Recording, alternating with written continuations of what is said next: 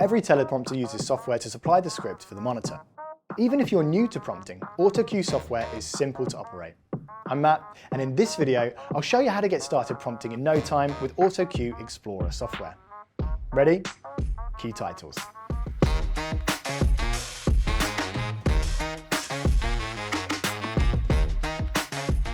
Download Autocue Explorer and find the red Autocue A icon on your desktop. Double-click to start your prompting journey. If you haven't logged in, head over to Account Settings. Click the torso icon and enter your registration details from autocue.com.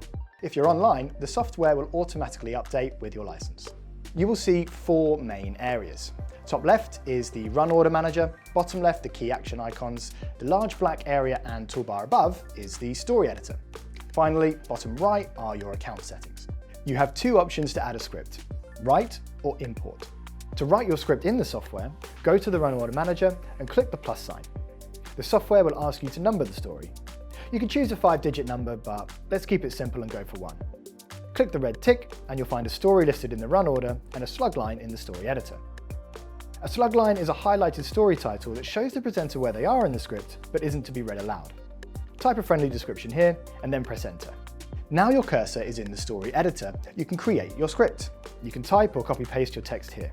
Each time you add a story heading, press enter to start a new line and then begin with the story number in square brackets, or type your heading, highlight and convert to slug line using right-click or Ctrl F5. To save your work, click the disk icon in the editor toolbar. The script name will show in the red tab next to the software name. If you already have a script, you can import it to save time. Autocue Explorer will import Word, text, and PDF documents. Hit the Open action icon at the bottom left, find your script, and double-click. The script will load in the story editor and automatically create a slug line story heading.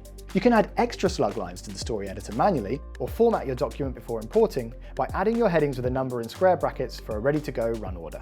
Once your script is in the story editor, you can prompt. Click the prompt action icon at the bottom left to switch to the prompt output window. You're now seeing the display on any connected teleprompter. If you have a scroll control connected, you can use that to move the script. If not, use the virtual scroll control panel. Move the scroll circle above the center line to prompt forwards and below to scroll backwards. If you need to go back to editing, click the edit action icon at the bottom. But don't forget, this will stop the prompt output on your teleprompter. There's lots more you can do in Autocue Explorer software, but now you know the basics, have a go yourself, and then come back for more tips to take your operating skills to the next level. Until next time, stay on cue.